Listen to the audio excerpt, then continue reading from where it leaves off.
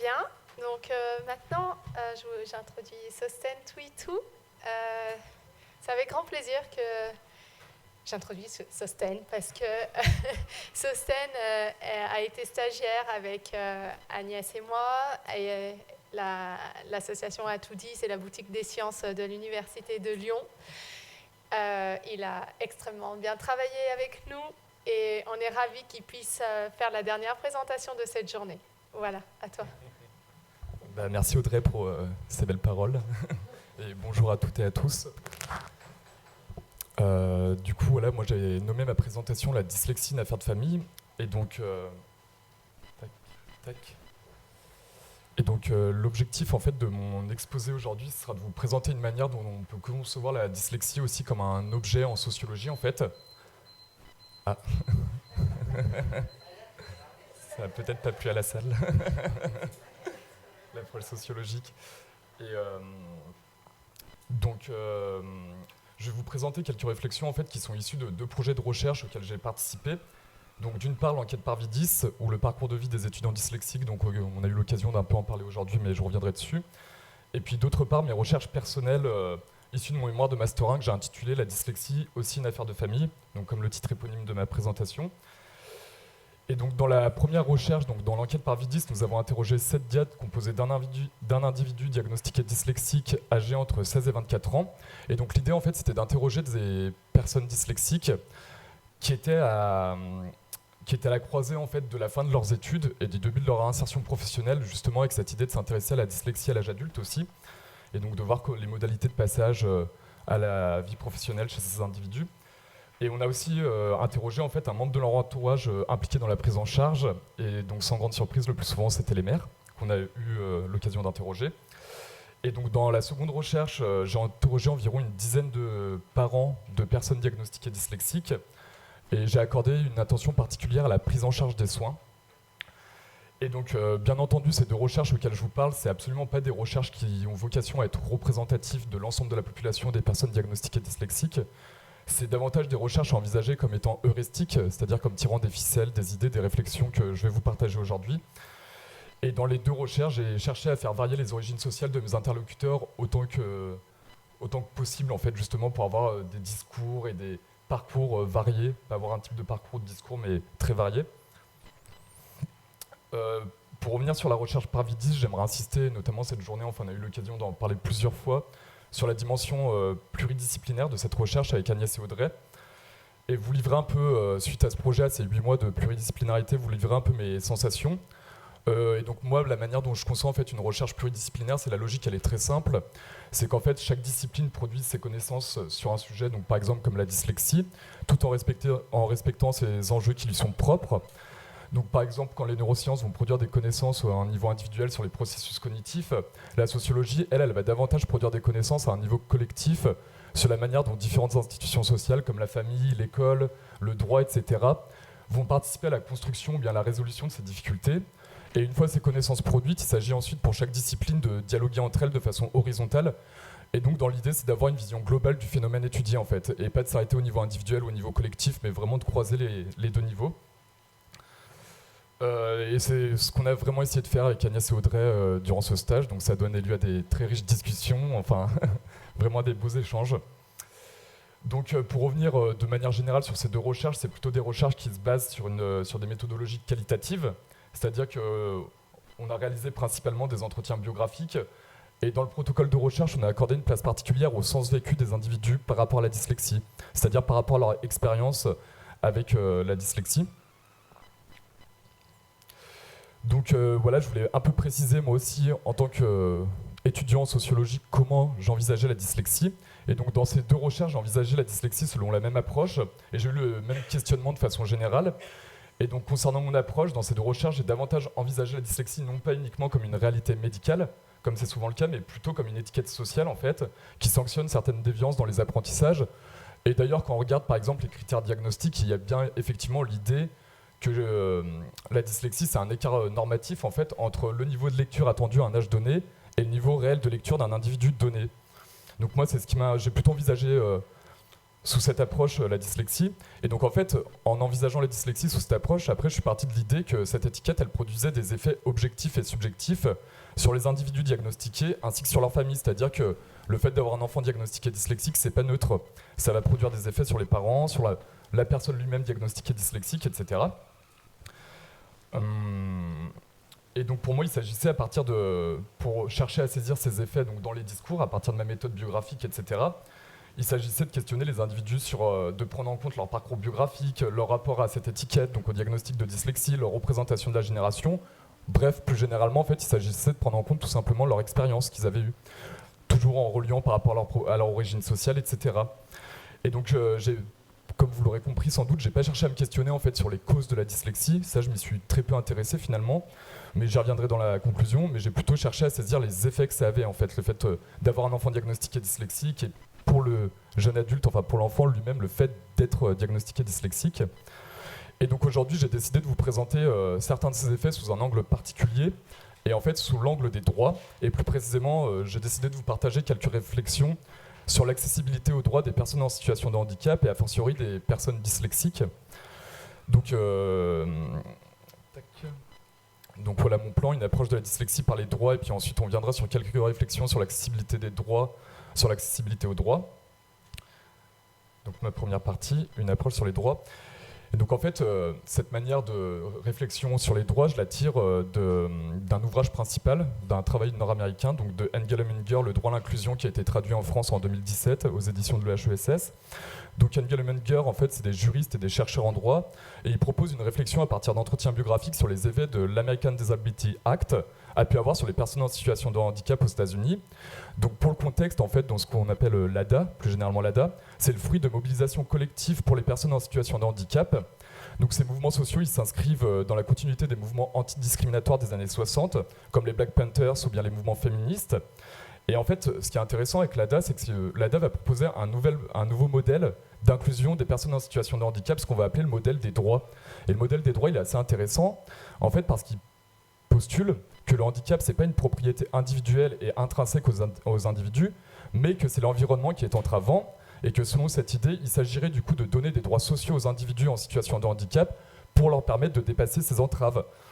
Et d'ailleurs, ce qui est aussi intéressant dans l'ADA, et j'y reviendrai dans ma seconde partie, c'est que de façon discursive et sémantique, on va supprimer le terme handicap au profit du terme disabilities, qu'en français on pourrait plutôt traduire par incapacité.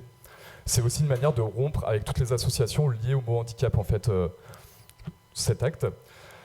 Et donc ces réflexions en France, elles vont être poursuivies par Anne Rovillard, qui est professeure à Sciences Po Paris. Et donc dans ses travaux d'habilitation à diriger des recherches, elle va s'intéresser en fait à la réception des politiques publiques pour les personnes et par les personnes en situation de handicap à partir de leur expérience, et donc en menant des entretiens biographiques, donc à peu près les mêmes méthodes que j'ai réalisées dans mes propres recherches. Et dans un article publié en 2013, c'est assez intéressant parce que donc elle revient sur les présupposés de ce modèle du droit, mais elle dit que dans les pays occidentaux, il coexiste un autre modèle, donc notamment en Allemagne et au Japon, qu'on va plutôt appeler le modèle social. Et le modèle social, donc des politiques publiques pour les personnes, là je vais dire handicapées parce qu'on enlève le terme situation, pour les personnes handicapées, donc c'est un modèle qu'on va plutôt retrouver au Japon ou bien en Allemagne. En fait, il présuppose qu'effectivement le handicap est bien une propriété biologique et individuelle, et que par conséquent, il s'agirait du coup de protéger ces individus en leur assignant certaines positions dans la société. Je caricaturise un peu, mais c'est un peu ça l'idée en fait du modèle social.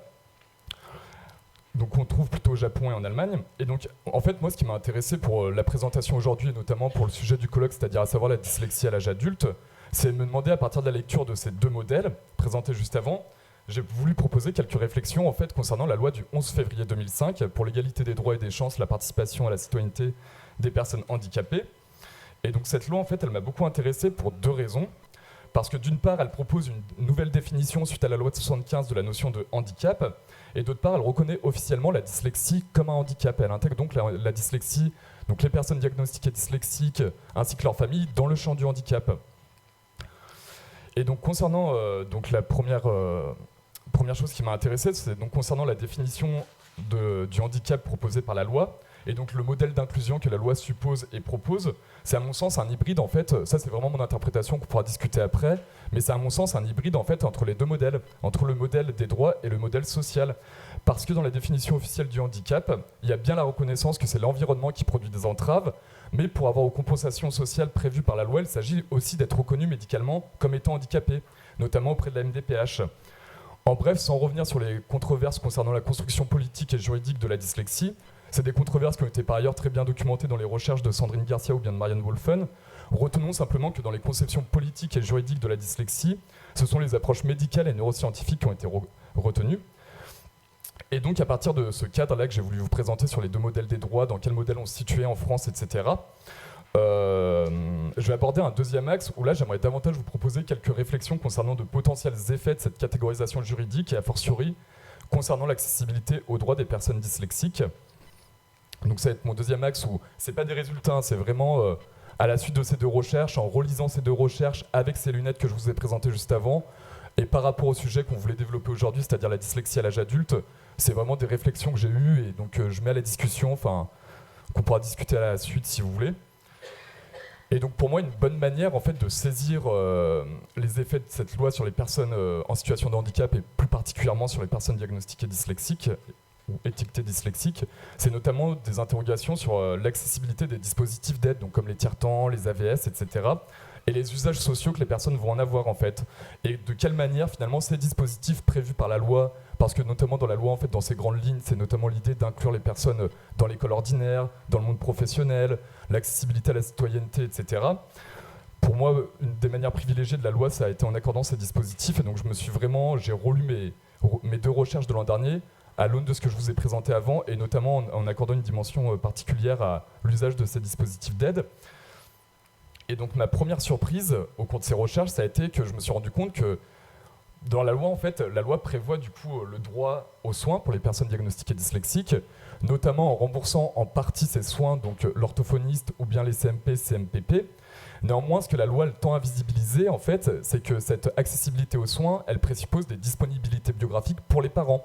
C'est-à-dire que ça présuppose que les parents puissent emmener leur enfant consulter l'orthophoniste, puissent l'emmener au CMP, CMPP, etc. Et ce que je me suis rendu compte, c'est que bien souvent, dans les discours des parents, c'est que cette disponibilité biographique, en fait, elle n'est pas neutre. Elle est génératrice de tensions au sein du couple, au sein de la famille, entre les enfants, et voire même au sein du monde professionnel, de l'activité professionnelle du parent, en fait. Donc plusieurs parents m'ont déclaré s'être mis, par exemple, en mi-temps pour pouvoir assurer les soins de leur enfant, etc. Et ça, il me semble, à mon sens, que c'est des choses qui sont souvent invisibilisées. En fait, on part du principe que, bah oui, effectivement, et enfin là, dans un axe plus genré même, ce que je me suis rendu compte, c'était généralement ça... Enfin, le fait de devoir emmener l'enfant, etc., c'était plutôt des tâches qui étaient assignées aux mères, en fait. Et donc souvent, on part du présupposé que oui, c'est naturel que la mère soit disponible pour pouvoir emmener son enfant aux séances de soins, etc., etc. Donc ça, c'est une première chose qui m'a plutôt surpris. Et une deuxième chose, cette fois du point de vue des jeunes adultes diagnostiqués dyslexiques, et qui m'a surpris, et ça, je partage cette surprise avec Sandrine Garcia, c'est que finalement, parfois, les séances de soins sont prévues sur les horaires d'école. Et en fait, on sait déjà que finalement, les jeunes... les personnes de manière générale diagnostiquées dyslexiques ont un retard dans les apprentissages, mais on leur met des séances de soins finalement sur le temps où elles devraient être à l'école. Donc finalement, quelque part, est-ce qu'on les éloigne pas encore plus des apprentissages? Et est-ce que cela ne creuse pas encore plus leur apprentissage? Donc, pour clarifier, moi c'est un peu facile de dire ça à ma place, mais c'est plutôt vraiment des réflexions que je voudrais partager et pas pour accabler qui que ce soit, mais c'est vraiment des réflexions au cours de mes recherches que j'ai pu trouver. La deuxième surprise que j'ai eue, c'est la non-automaticité des dispositifs d'aide, c'est-à-dire que la loi prévient bien tout un ensemble de dispositifs d'aide, comme les tiers-temps, les AVS, etc.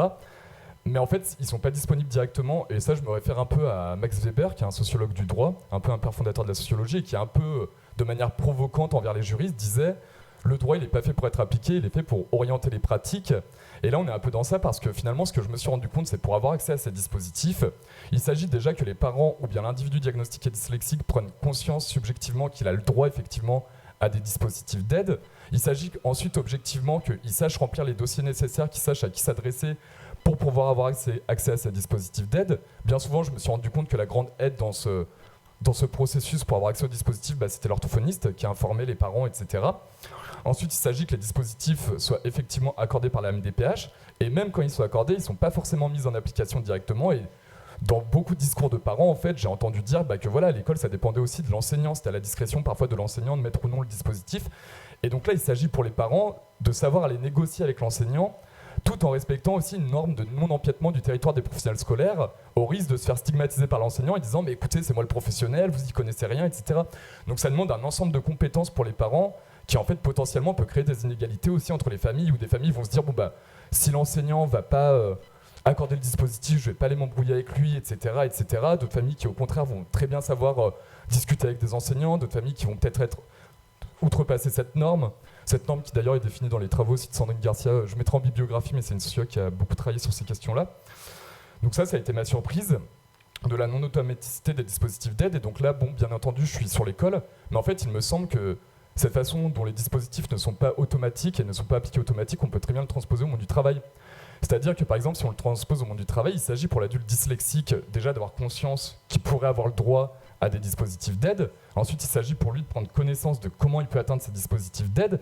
Et enfin, il s'agit pour lui d'aller négocier avec son employeur pour voir comment ils peuvent être mis, ces dispositifs d'aide. Et c'est une hypothèse que j'âge comme ça, mais je pense qu'aller interroger des adultes dyslexiques qui sont dans le monde du travail, très peu seront au courant qu'en réalité, ils ont le droit à des dispositifs d'aide sur leur lieu de travail. C'est vraiment j'ai aucune donnée là-dessus, mais à mon sens, de ce que j'ai pu voir et les quelques entretiens que j'ai pu faire avec des adultes ou des discussions informelles, c'est néanmoins ce qui ressortait. Ma troisième surprise, ça a été en fait l'usage des dispositifs. Et c'est que finalement, quand bien même il y a des dispositifs, quand bien même ils seraient mis en application, ce que j'ai voulu questionner en fait chez les jeunes adultes dyslexiques, c'était leur usage et leur rapport à ces dispositifs. Et finalement, parfois, parfois j'ai eu quelques surprises quant à ces usages-là en fait. C'est que parfois ils peuvent sembler être, bien qu'ils sans doute ils partent d'une bonne intention, mais ils peuvent sembler être très mal adaptés pour la personne, et ce pour plusieurs raisons. Et notamment, il y a le tiers-temps, où je trouvais qu'il y avait quelque chose d'assez paradoxal sur le tiers-temps, c'est que par exemple dans les critères médicaux de la dyslexie, on sait que les personnes dyslexiques ont une grande fatigabilité, il y a la notion de fatigue, etc. Mais pour autant, sur un examen, on leur ajoute du temps en plus. Donc en fait, c'est quand même assez... moi j'ai trouvé ça personnellement, d'un point de vue sociologique et en étant extérieur aux soins, bien entendu, j'ai trouvé ça quand même assez paradoxal. Et ensuite, j'aimerais parler d'un cas qui m'a beaucoup marqué. Donc encore une fois, il n'est pas forcément représentatif, mais plutôt exhaustif. Non plus, plutôt heuristique. D'une histoire qui m'a beaucoup marqué, c'est celle d'Arthur en fait. Donc bon, pour Arthur, pour faire bref son parcours, grosso modo, il a été diagnostiqué dyslexique en CE1 quand il était dans l'école ordinaire. Ensuite, il a quitté l'école ordinaire pour être en école spécialisée dans le centre de Lyon. À la suite de cette école spécialisée, en fait, il n'a pas pu intégrer une Ulysse. Du coup, il a plutôt été orienté. Enfin, ses parents lui ont trouvé une place dans un lycée privé du centre de Lyon qui proposait des dispositifs type Ulysse, mais c'était pas des dispositifs officiels de ce que j'ai compris. Et en fait, Arthur, tout son collège, il a bénéficié d'une AVS. Et à la fin, ça ressortait dans le discours de sa mère et d'Arthur aussi, c'est qu'à la fin, Arthur disait « mais en fait, j'en ai marre d'être le Google de service ». C'est qu'en fait, les autres me voient avec l'AVS et du coup, automatiquement, je suis stigmatisé par les autres et en fait, j'en ai marre. Et c'est ce qui est ressorti aussi, par exemple, avec l'usage des tiers-temps, c'est-à-dire, voilà, le tiers-temps, il peut être aussi stigmatisant. Et ça, beaucoup... et j'y reviendrai un peu après, mais ça, dans ma quatrième surprise, mais ça a été aussi une grosse surprise quant aux usages en fait, des dispositifs finalement. Et peut-être parfois, comme je vous dis, un peu de manière peut-être provocante, et j'en suis désolé, mais voilà, peut-être des dispositifs qui sont finalement pas adaptés, où il s'agirait d'interroger davantage en fait, les individus qui les ont utilisés, pour avoir, comme c'est ressorti plusieurs fois, et comme Nicole disait, avoir un retour feedback sur ces expériences, etc. Et donc enfin, ma quatrième surprise, ça a été les représentations de la situation. Et donc là, en plus, je suis très content de passer en dernier, parce qu'en fait, je vais pouvoir baser ma quatrième surprise sur une vidéo que Nicole a montrée. Et je ne sais pas si vous vous en souvenez de la vidéo, c'était il n'y a pas très longtemps en même temps, mais il y a 20 minutes même pas. Mais de la vidéo que Nicole a montrée, on voyait cette femme de 46 ans qui venait d'être diagnostiquée, en fait, dyspraxique, il me semble. Et en fait, elle dit, là, on m'a dit que j'étais handicapée. Et on voit bien sur sa tête, c'est que d'un coup, le terme handicapé, et là, non, je ne suis pas handicapé en fait. Et c'est-à-dire que ce terme, il charrie tout un tas d'idées. Comme j'ai dit au début, dans l'ADA, l'American Disability Act, il a été supprimé, ce terme d'handicapé, précisément parce que de façon discursive, il associait pas mal d'images. Et en fait, moi, j'ai une grosse surprise, c'est que dans le discours des parents, ils le reconnaissent peut-être plus, mais quand même pas tout à fait. Mais en tout cas, dans le discours des jeunes adultes, quand je leur demandais, parfois, je ne suis pas un enquêteur très sympathique, et donc je voulais vraiment savoir, pour eux, est-ce qu'ils se considéraient comme handicapé, et la plupart me disaient mais non, écoute, je suis pas handicapé, oui, j'ai des problèmes parfois à l'écriture, à la lecture, etc. Mais en fait, clairement, ils refusaient cette image d'handicap, l'étiquette handicap, en tout cas, ils la refusaient. Et ça a été des grandes surprises, notamment quand on croise avec les travaux d'Engel et Munger, donc dans lesquels ma réflexion s'ancre. En fait, finalement, eux, un de leurs résultats phares, c'est ce qui montre que, par exemple, pour avoir l'accessibilité au droit, il y a quand même des conditions nécessaires, et c'est notamment le parcours de la personne, ses propriétés sociales, mais aussi sa représentation de la situation. C'est-à-dire, est-ce qu'elle a intégré le fait qu'elle était handicapée ou non. Et par exemple, des discours comme le discours d'Arthur qui en avait marre d'être le gogol, bah ça, il y en a aussi des exemples dans le livre qui montrent bien que finalement, au cours d'une scolarité, etc., certaines personnes en situation de handicap, notamment pour des troubles des apprentissages, et bah vont refuser après dans leur monde professionnel, vont dire c'est bon, assez saoulé pendant l'école, etc. avec ça, me dire que j'étais handicapé, moi je veux plus maintenant. Et en plus, parfois, ils intériorisent aussi le discours de certains peut-être professionnels de santé qui disaient jusqu'à encore pas très longtemps, à mon sens, que voilà, la dyslexie c'était surtout quelque chose de lié à l'école et que dans le monde professionnel il y aurait plus de difficultés. Enfin, encore une fois, c'est un peu des impressions que je vous livre, c'est pas des résultats stables et définitifs. Et en fait, pour les représentations, donc j'aimerais finir un peu avec deux illustrations pareil tirées de mes recherches, et donc un peu continuer ce parcours d'Arthur. Et puis je viendrai aussi à un parcours de Sophie, mais plutôt d'Arthur cette fois. Et en fait, Arthur, finalement, donc après, il va intégrer une MFR, etc. Ça va plutôt bien se passer. Ces difficultés vont continuer, mais ça va plutôt bien se passer. En tout cas, au niveau des copains, de la relation enseignant. Et en fait, il va faire un stage de 11 semaines, Arthur. Et donc, pendant son stage, il ne va pas forcément vouloir dire qu'il est dyslexique, etc., qu'il a des besoins particuliers, etc. Le stage se déroule, et puis finalement, à la fin, au moment du compte-rendu du stage, bah, ça va très mal se passer, en fait, avec les tuteurs du stage qui vont lui dire « mais t'es lent ». T'es un abruti, etc., etc. Enfin, qui vont lui renvoyer justement tous les stigmates qu'il avait pu avoir à l'école, précisément parce qu'Arthur aussi est arrivé dans un âge où il voulait plus porter aussi cette étiquette finalement. Et donc, pour moi, à mon sens, c'est complètement lié aux représentations qu'il pouvait avoir et à se dire, bon, bah, voilà, j'étais le gogol de service pendant le... Et je suis désolé d'insister sur ce mot gogol, mais à mon avis, il n'était pas anecdotique dans ses discours. Il était quand même très fort. Et ensuite, plutôt avec Sophie, qui elle, bon, c'est un peu différent. Donc Sophie qui va être diagnostiquée, pareil, très jeune dyslexique, mais qui elle va rester dans l'école ordinaire, collège ordinaire, lycée ordinaire, jusqu'à même intégrer une grande école de commerce lyonnaise. Et en fait, lors de sa première expérience professionnelle à Sophie, de la même manière, en fait, elle, c'est pas tout à fait pareil. C'est assez marrant. C'est pas tout à fait pareil, c'est-à-dire que finalement, bon, elle me disait au cours de l'entretien que voilà, elle avait quand même pas mal réussi à compenser ses difficultés, etc., au cours de sa scolarité, dans le monde professionnel, etc. Et en fait, Sophie, ce qui m'a intéressé dans son discours, c'est qu'elle a pris les devants pour s'aménager ses propres dispositifs sur son lieu de travail. Donc, si vous voulez, elle avait un stage de 6 mois dans une grande compagnie pharmaceutique qui a ses locaux à Lyon. Et en fait, si vous voulez, toute son équipe bossait en coworking, c'est-à-dire dans la même pièce. Et avec le bruit, Sophie avait beaucoup de mal à travailler. Donc, Sophie, d'elle-même, a décidé, elle s'est dit, bon, bah, je vais prendre ce petit box à côté, je vais bosser tranquille, etc.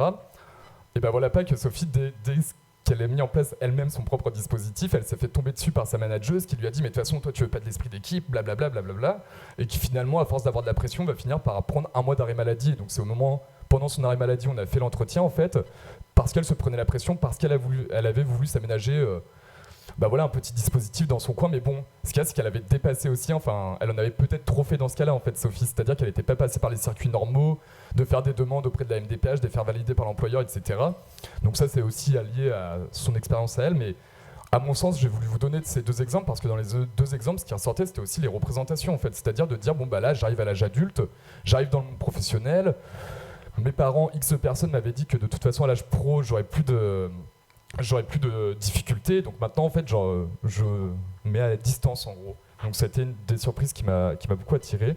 Et donc voilà, en conclusion, j'ai essayé de vous montrer une des manières dont on peut aborder la dyslexie en sociologie, mais il y en a bien d'autres des manières. Notamment il y a des travaux qui se concentrent davantage sur les pratiques éducatives des parents et sur les méthodes d'apprentissage à l'école, donc notamment Sandrine Garcia. Donc là une brève conclusion. Il y a aussi Marianne Wolfen à Lyon qui a beaucoup travaillé qui travaille beaucoup sur la question. Et donc voilà, merci.